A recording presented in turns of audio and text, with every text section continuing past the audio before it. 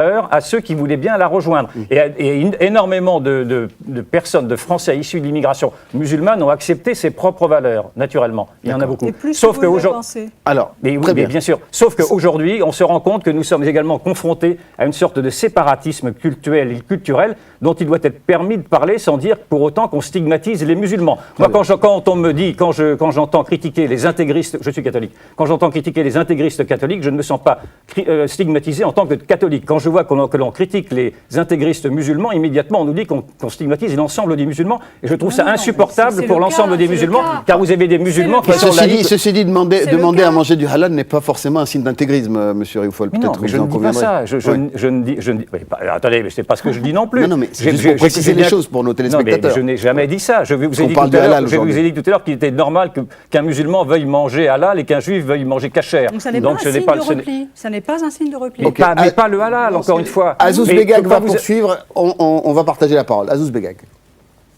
Nous sommes dans un monde complexe et aujourd'hui, il faut accepter la complexité de ce qui se passe dans le corps social. Tout ce qui vise à simplifier, c'est mauvais pour tout le monde. Et quand on utilise... mais il ne faut pas nier les réalités. Ce que je veux dire par là, c'est qu'il ne sert à rien de nier des réalités. Qu'il y a une partie du corps social de la Seine-Saint-Denis qui, comme vous le dites, se replie sur je ne sais quoi. Oui, et alors ?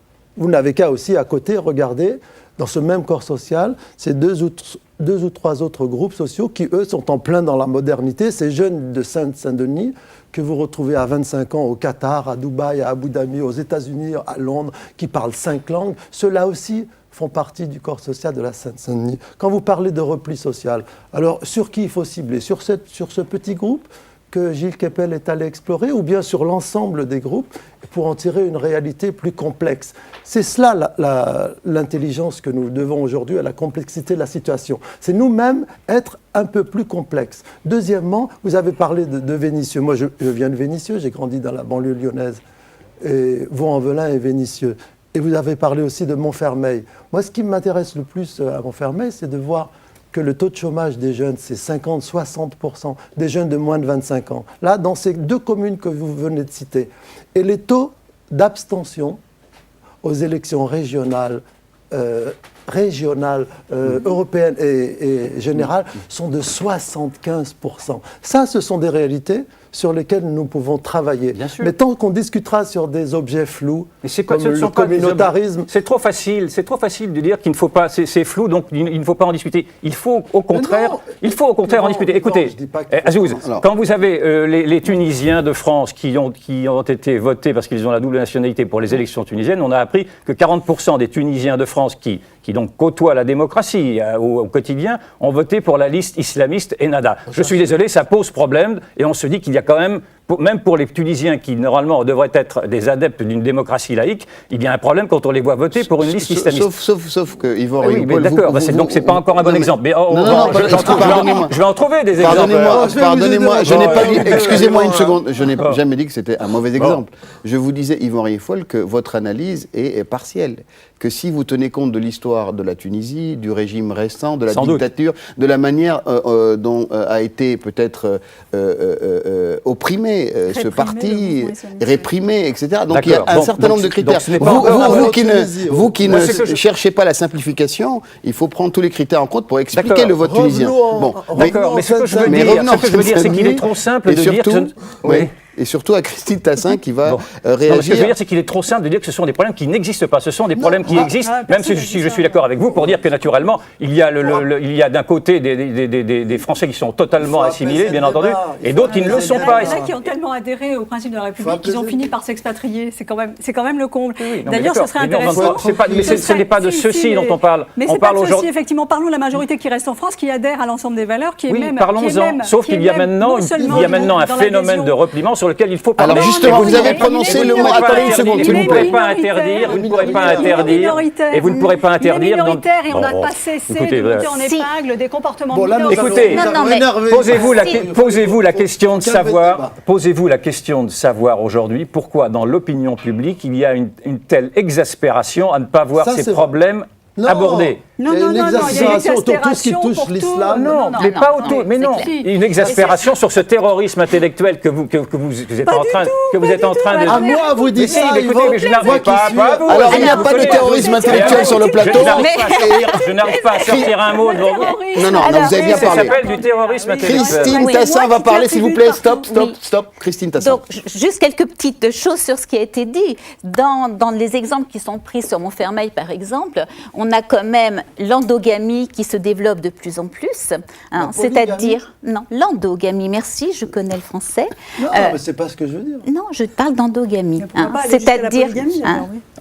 Attendez, laissez terminer Christine Tassin, s'il vous plaît. Oui. C'est simplement quelque chose à savoir qu'on vit de plus en plus en communauté, qu'un jeune Français qui veut se marier avec une musulmane, on lui demande de faire un petit effort pour se convertir. Ça, c'est quelque chose qui n'est pas absolument acceptable. Vous parliez des minorités.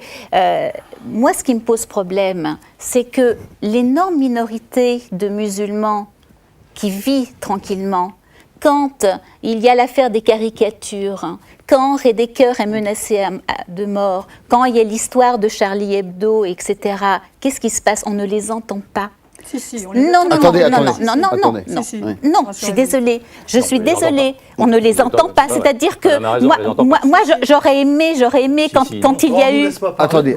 Non, mais là, vous exagérez. Non, mais attendez, je vous rassure, le reste du temps, vous avez la parole. Hein. Non, mais pas ici. Non, jamais, justement. Termine ce raisonnement et puis vous répondez après. Je veux dire, moi, ce que j'aurais aimé, quand on a eu l'affaire des caricatures, au lieu d'avoir une manifestation pour demander que Charlie Hebdo soit traîné au tribunal, on a eu une autre contre-manifestation de musulmans disant « mais ici, on est en France, il n'y a pas de délit de blasphème, on a le droit de dire ce que l'on veut ».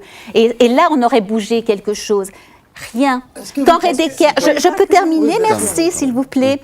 Hein, quand Redeker s'est retrouvé condamné à mort, on lui a mis la tête sous l'eau. Non, mais d'une façon générale, écoutez, d'une façon générale, à qui est-ce qu'on donne la parole? Effectivement, à des gens qui vont dire « Ah mais oui, mais Redeker, finalement, il a cherché ce qui lui est arrivé. » Et toute la masse de ces gens qui vivent tranquillement ne bouge pas. Et qu'est-ce qui se passe? Ce qui est en train de se passer, c'est que les 40% de Tunisiens qui ont voté pour Ennahda, ils sont en train justement de faire en sorte que ces musulmans qui pouvaient être modérés, plus ou moins pratiquants, etc., n'ont même plus le choix d'échapper à leur communauté, n'ont même plus le choix, n'ont même plus le choix de boire un café pendant la période de Ramadan sans se faire agresser, parce que c'est quand même ça la réalité qui est en train de se passer. Non, je pense que votre réalité elle est complètement caricaturale. Est-ce que vous participez, vous, par hasard? Et ils vont aussi. Attendez, pas tout le monde en même temps. Azouz Begag. On se calme. Azouz Begag. Aux apéros saucisses. Son pinard, non seulement j'y participe, mais je les organise. Voilà. J'ai procédé par déduction. Je me suis dit tout ce qu'elle dit, Christine, tout à l'heure. On aurait pu vous le dire avant l'émission, en riposte laïque, ça ne sert qu'à ça. Je ne sais pas si vous êtes au courant. Non, ça sert à ouvrir les yeux des gens sur ce qu'on justement ce qu'on leur cache.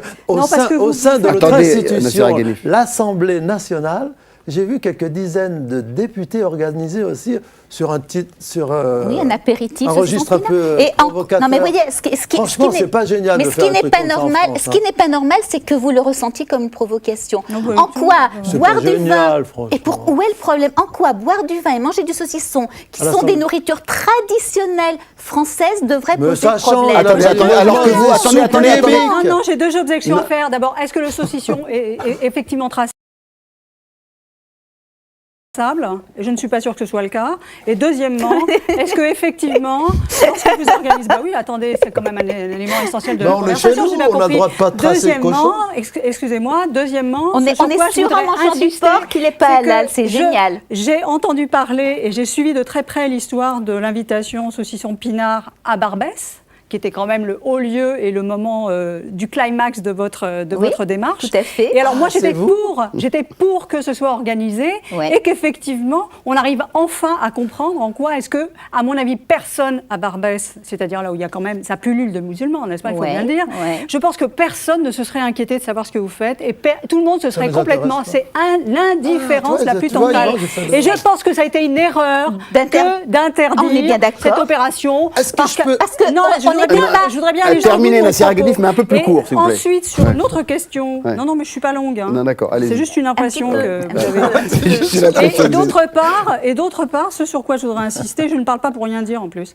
Moi non plus. Voilà, tout à fait. Donc, j'ai autant le droit que quiconque de prendre la parole. Donc, et l'autre question, vous voyez bien, je vais dans votre sens, mais là où effectivement, je pense que le débat n'est pas posé. Mais vous ne me laissez pas répondre. Ah, vous allez répondre. Non, mais je n'ai pas fini ce que je dis. Mais vous mélangez 50 choses différentes. Non, je ne mélange pas. Je reprends les thématiques que vous avez soulevées. Mais justement, le saucisson bien pinard, la traçabilité, je pense que c'est les domaines sur lesquels vous voulez qu'on parle. Parlons-en. Et enfin, la question de savoir effectivement où est-ce qu'il faudrait soulever le débat. Je crois que là où on pourrait soulever le débat, c'est sur l'idée qui est devenue absolument dominante en France, qu'on est dans un repli communautaire, que le communautarisme sévit partout et que c'est devenu une prolifération. Et là, je pense que si on pouvait aller jusqu'au bout de cette discussion, on s'apercevrait en fait que c'est une prophétie autocréatrice, que cette manière de constamment renvoyer les personnes et à les assigner à leur culture, à leur origine et à leur religion constitue un élément fondateur de cette démarche et qu'en fait, ça accélère ou voire même ça génère des comportements qui sinon n'existeraient pas.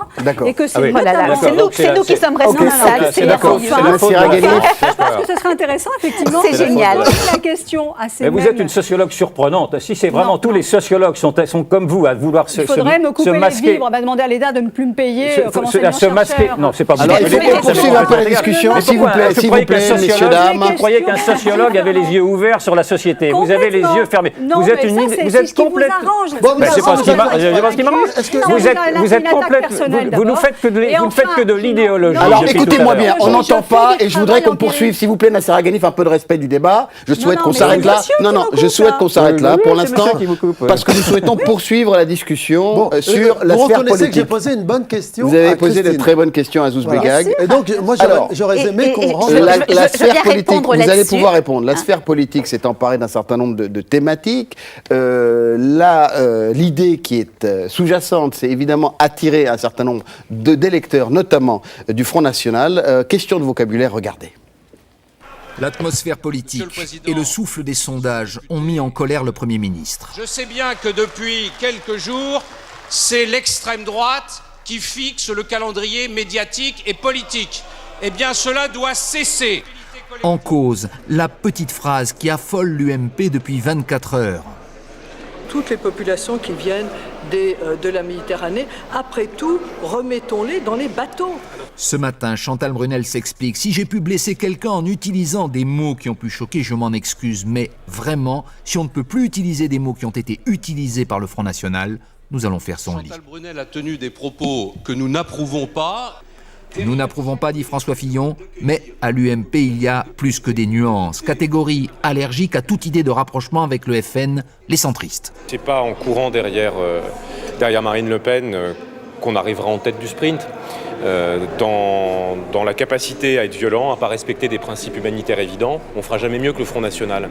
Alain Juppé, du même avis, lui qui ce week-end était en Égypte pour son premier voyage de chef de la diplomatie, regrette par exemple le débat sur l'islam. J'ai dit dès le départ qu'il fallait prendre toutes les précautions pour éviter que ce débat n'apparaisse comme une stigmatisation de l'islam, et je le pense plus que jamais. Pas d'alliance avec le FN, mais pas de tabou non plus. C'est la deuxième ligne qui prévaut à l'UMP. Son secrétaire général désapprouve le dérapage de Chantal Brunel. Pour autant, la question de la laïcité et de l'islam de France, c'est un sujet qui préoccupe les Français de toute confession. Nous en parlons avec des propositions. On en parle à table dans les familles en France, donc ce sont des sujets qui existent et même qui inquiètent, qui préoccupent. Donc pourquoi mettre un torchon ou des œillères sur ces débats ? Pour l'instant, s'approprier les thèmes du Front National ne semble pas payer électoralement. Ce que nous constatons dans les enquêtes d'opinion, c'est plutôt une montée en puissance de Marine Le Pen parce qu'il n'y a pas suffisamment de différenciation entre ce que propose la droite républicaine et le Front National sur ces sujets. Comme depuis des années, à chaque fois que l'extrême droite connaît une poussée, la droite se divise sur l'attitude à adopter face au Front National.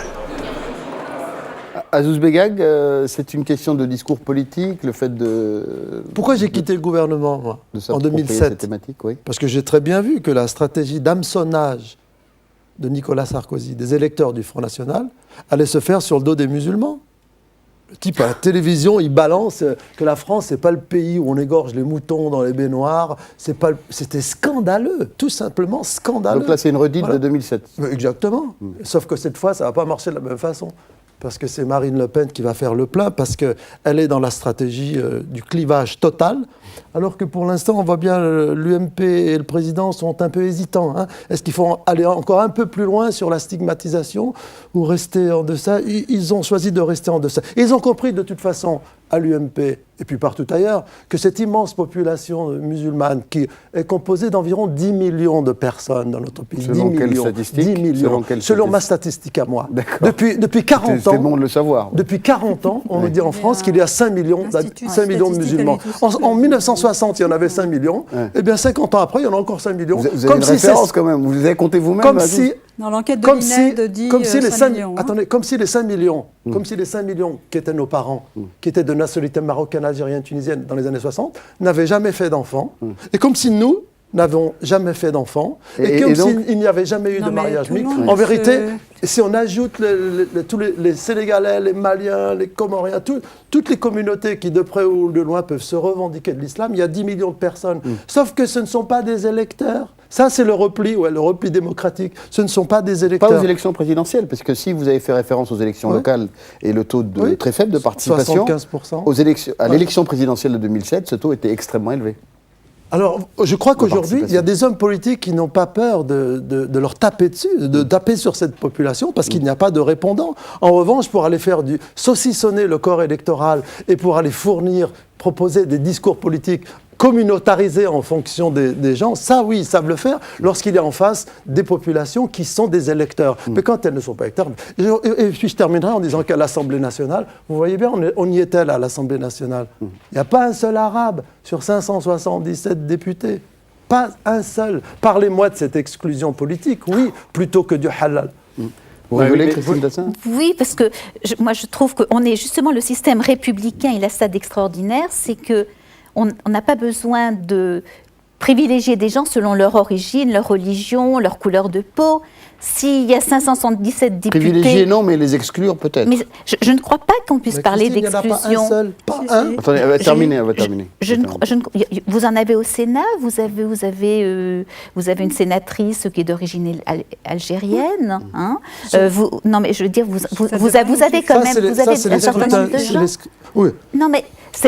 Je crois encore, c'est comme la parité, comme pour un tas de choses. Je trouve scandaleux que ce ne soit pas la méritocratie qui fasse émerger les élites, qu'elles soient politiques, intellectuelles ou artistiques. Depuis 50 ans, pourquoi il n'y en a pas eu ? La méritocratie. Yvan Rivol, sur le discours politique et le fait que finalement, ce sont des thématiques qui sont fixées par le champ politique et dont, pour des raisons électorales, avant tout. Non, je ne crois pas. Je pense que je suis contre cette rhétorique qui est de dire qu'on suit à chaque fois le Front National quand on parle d'immigration ou d'islam en l'occurrence, enfin de ces grandes questions interdites. Je pense que c'est le peuple français lui-même qui demande à ce que l'on aborde ces sujets-là, et je trouve complètement idiot que ce soit des... À quel moment le peuple français a-t-il demandé d'aborder ces questions ? Il le demande dans la mesure où il ne se reconnaît pas dans les discours politiques actuels. S'il y a cette crise de la démocratie, cette crise de la représentation, c'est bien que le discours politique, qui ne veut voir qu'une crise économique, en l'occurrence dans ces élections présidentielles, ne veut pas voir la crise de la cohésion nationale. On commence simplement à l'aborder aujourd'hui par des biais ridicules comme le halal. Et je pense, donc on comprend bien, pour ceux qui veulent bien le comprendre, que le peuple français vit effectivement une déchirure, vit ce que vous ne voyez pas vous, mais il vit quelque chose qui ne tourne plus très rond dans cette République qui n'arrive plus à assimiler, et vous réclamiez de la complexité des choses, et vous ne faites pas dans la complexité quand vous dites que dès qu'on parle de l'islam, on stigmatise les musulmans. Non, justement, il faut sortir de cette dialectique-là. On peut parler de l'islam, de l'islamisme, sans stigmatiser les musulmans. Écoutez, encore un autre exemple. L'imam Chalgouni nous dit lui-même, l'imam Chalgouni d'ailleurs qui est rejeté par une partie... Chalgoumi, qui est rejeté par une partie de la communauté musulmane qui vit sous protection policière, nous dit qu'il faut de faire attention précisément à cette islamisation de sa propre communauté. Il nous dit le mal est en nous. Il fait faire attention à l'extrémisme. Ce qui est pas pareil. Voilà, mais je ne dis que ça. Je ne dis également que ça. Faisons attention à l'extrémisme. Mais si vous dites, vous, Azouz, qu'on ne peut pas parler de ça parce qu'on stigmatise les musulmans, on ne s'en sort plus. C'est Alain Juppé qui disait ça dans l'avion de retour du Caire. C'est lui qui disait. Juppé a tort. Moi, je me bats pour que l'on puisse dire les choses. Nous sommes une démocratie adulte. Tout doit être mis sur la table et tout doit pouvoir être discuté sans que du coup nous soyons stigmatisés en tant que racistes, Non, mais je pas. Bien sûr, mais enfin, je connais le discours sur l'islamophobie, sur la xénophobie, etc. Et donc, on ne s'en sort plus. Et donc, si vous voyez, si le Front National prend une expansion qui est trop importante à mon goût, c'est précisément parce que l'opinion trouve insupportable, qui est une opinion qui a été habituée à la liberté d'expression, d'être bridée. Trouve insupportable de ne pas pouvoir entendre un discours qui répercute ses propres souffrances. Voilà. Franchement, mais attendez. Mais tous les discours qu'on a entendus là, ce sont des gens qui s'expriment librement. De cette députée, de cette dame députée. Mais non, vous voyez bien comment ça se passe. Attendez, ne jouez pas au naïf. Vous savez très bien que ces grands sujets. Regardez ce ministre de l'Intérieur. Ces grands sujets sont encore inabordables. Et quand ils le sont généralement peut-être d'une manière maladroite. Et immédiatement, ça fait des scandales. Écoutez, regardez ce débat sur l'identité nationale qui était tout à fait nécessaire. Qui était nécessaire. Alors, vous avez appris vraiment pas de la manière dont il a été abordé. Qui a été nécessaire et qui n'a pas été jusqu'au bout, précisément parce qu'on n'avait pas le droit d'aborder un certain nombre de sujets. Alors, Azouz Begag, puis Nassir Haghani. C'est le ministre de l'Intérieur qui a balancé cette chose, qui a été condamné par la justice de son pays pour injure raciale. Un propos volé dans un truc. Et qui est demeuré à son poste, qui n'a pas voulu démissionner. Personne ne dit des conneries de part et d'autre. Ça ne vous arrive pas, moi ça m'arrive, ça doit vous arriver aussi. Ministre de l'Intérieur Enfin oui, c'est des propos volés, vraiment peu importe. Très bien. Bon. Nassir Haghani, est-ce que ça va finir par s'apaiser, ces questions liées à l'origine religieuse? Est-ce que les religions vont être au centre de la vie politique? Est-ce que finalement c'est juste la période électorale et après on oubliera? Non, moi je pense qu'il y a une généalogie de cette affaire-là qui est un peu plus ancienne. À mon avis, moi l'hypothèse que je fais, c'est que la raison pour laquelle la laïcité est devenue aussi épidermique et aussi constituée comme un étendard, c'est sans doute parce qu'il y a quelque chose qui s'est rompu au moment où les luttes pour évincer l'enseignement privé ont échoué, en fait. Et il me semble que beaucoup des militants qui, à l'époque, étaient extrêmement mobilisés sur cette question-là, se sont finalement retrouvés sur le terrain dès 89, dès 1989.